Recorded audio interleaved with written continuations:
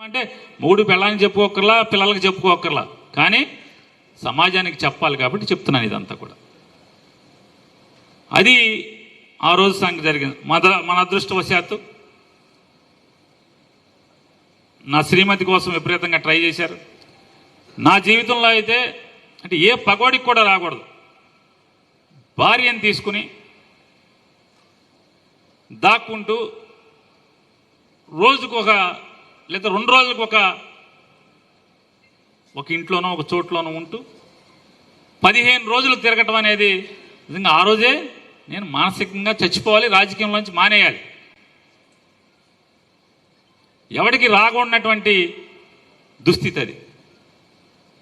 చివరికి అదృష్టవశాత్తు anticipatory bail వచ్చింది. బెయిల్ వచ్చాక కూడా వదల్లా.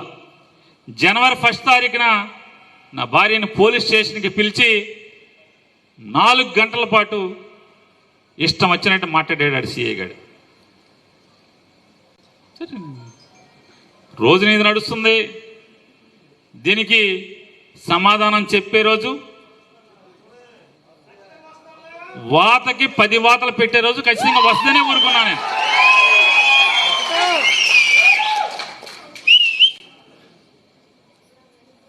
సరే, అది అయిపోయింది. అప్పుడు మన ప్లేడర్ అయినటువంటి అంటే మనకి టీంలో పెద్దోడుగా ఉన్నటువంటి వరదా గారు కానీ, ఆయనతో పనిచేసినటువంటి చాలామంది ఇక్కడ కూడా వాళ్ళ మీటింగ్ కూడా వచ్చారు. కొంతమంది మన లీగల్ టీంలో చాలామంది, వీళ్ళందరూ కలిసి నాతో చెప్పింది, దయచేసి మేడం గారికి బెయిల్ వచ్చే వరకు నువ్వు నోరు తెరవబాకు, ఇప్పబాకు, మాట్లాడబాకు అని నన్ను అందరూ బతిమాలారు. నువ్వు ఎట్టపోయినా పర్లా, ఇంటావిడ కదా, వద్దని చెప్తే నేను మాట్లాడాల. వెంటనే టీడీపీ వాళ్ళు, వీడు కనపడతలేదు, కుటుంబం అదృశ్యం, వీడు మాట్లాడతలేదు